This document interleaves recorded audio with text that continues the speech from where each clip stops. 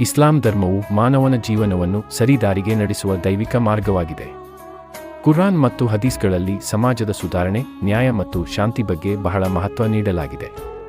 ಒಂದು ಹದೀಸ್ನಲ್ಲಿ ಪ್ರವಾದಿ ಮುಹಮ್ಮದ್ ಸಲ್ಲಲ್ಲಾಹು ಅಲೈಹಿ ವಸಲ್ಲಂ ಅವರು ಹೇಳುತ್ತಾರೆ, ನೀವು ಹೇಗಿದ್ದೀರೋ ನಿಮ್ಮ ಮೇಲೆ ಹಾಗೆಯೇ ಇರುವ ಆಡಳಿತಗಾರರನ್ನು ನೇಮಿಸಲಾಗುತ್ತದೆ. ಈ ಹದೀಸ್ನ ಅರ್ಥ ತುಂಬಾ ಗಂಭೀರವಾಗಿದೆ. ಸಮಾಜದಲ್ಲಿ ಜನರು ಸತ್ಯವನ್ನು ಬಿಟ್ಟು ಸುಳ್ಳು, ಅನ್ಯಾಯ, ಭ್ರಷ್ಟಾಚಾರ ಮತ್ತು ಪಾಪಗಳ ಕಡೆಗೆ ಸಾಗಿದಾಗ ಪರಿಣಾಮವಾಗಿ ಅವರಿಗೆ ಕಠಿಣ ಅಥವಾ ಕ್ರೂರಿ ಆಡಳಿತಗಾರರು ದೊರೆಯುತ್ತಾರೆ. ಇದು ಅಲ್ಲಾಹನ ನ್ಯಾಯದ ಒಂದು ರೂಪವಾಗಿದೆ.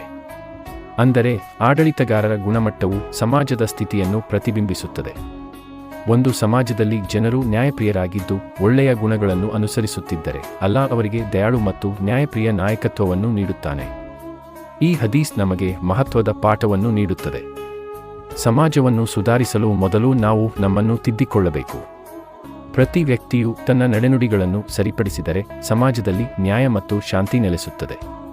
ಅನ್ಯಾಯದ ವಿರುದ್ಧ ನಿಲ್ಲುವುದು ಮತ್ತು ಸತ್ಯದ ಮಾರ್ಗವನ್ನು ಅನುಸರಿಸುವುದು ಪ್ರತಿಯೊಬ್ಬರ ಕರ್ತವ್ಯವಾಗಿದೆ. ನಾವು ಸದಾ ಸತ್ಯ ಮತ್ತು ನ್ಯಾಯವನ್ನು ಅನುಸರಿಸಿ ಉತ್ತಮ ಸಮಾಜವನ್ನು ನಿರ್ಮಿಸಲು ಪ್ರಯತ್ನಿಸಬೇಕು.